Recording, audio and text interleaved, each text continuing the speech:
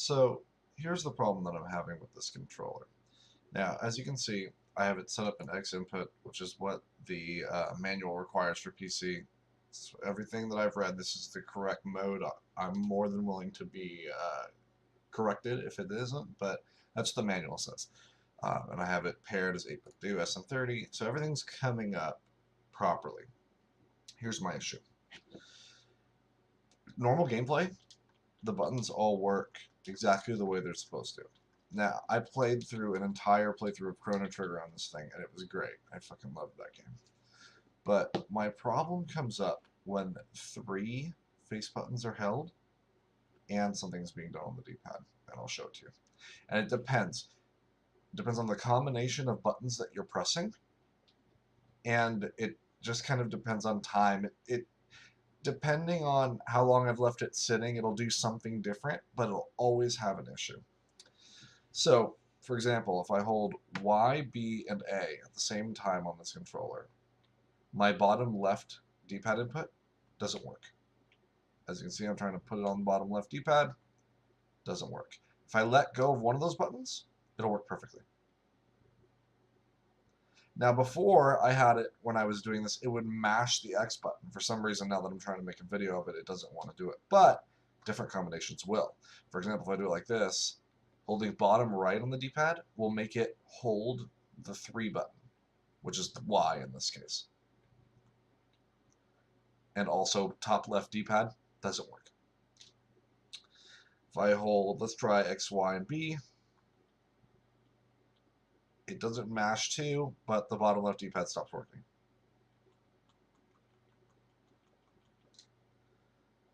So I've had this issue on multiple controllers, both from SM30, SF30 Pros and SM30 Pros, and I honestly think it's a bad batch of controllers from 8Bitdo. I think I have a roommate that has an SM30 Pro that I've tested on this PC with no issues. It works perfectly. I have also tested my devices on Switch, so it's not my computer that's causing the issue. I can reproduce it on the Switch. It's the controller, and it's 2 that I bought separately. So I have friends who have the controllers and they're fine. I don't think this affects every controller, but I think it definitely affects a large number of controllers, and lots of people wouldn't even know it unless they played particular games that have you holding or hitting 3 buttons at once. I'll give you an example of a game that does this.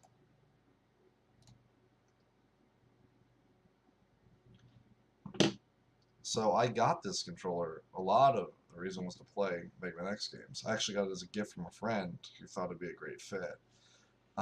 So what we'll do is we'll go into like X challenge. Oh, wrong button.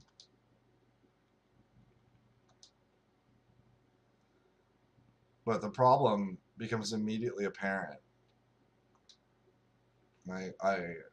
Please forgive me for the videography of the controller. I only have a phone to do it with, so.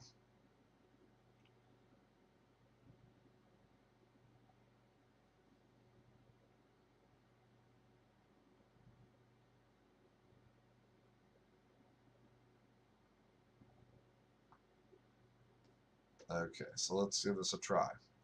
So I hold all 3 buttons, I'll try and jump, and I won't be able to turn left because the D-pad's not working properly. As you can see, I'm pushing it, but the D-pad doesn't work. X doesn't turn around. Because I'm holding dash, jump, and shoot at the same time. Holding down and left on the D-pad does nothing. Now if I change that combination up, I can make X shoot randomly even though I'm not pushing the Y button at all. My hand's away from the Y button. By making X go run back and forth, I can make him shoot randomly. Which is a huge problem when I'm trying to hold a charge shot in this game. And I can't do it. Because it wants to mash the button. Before, the way I had it, and it's not doing it right now, but I'd have it where if I jumped and turned left and right, it would mash the X button and ruin my charge shot. Now, it's not doing it right now. That's me doing it. But you can see the D-pad issue. The D-pad issue is plain as day.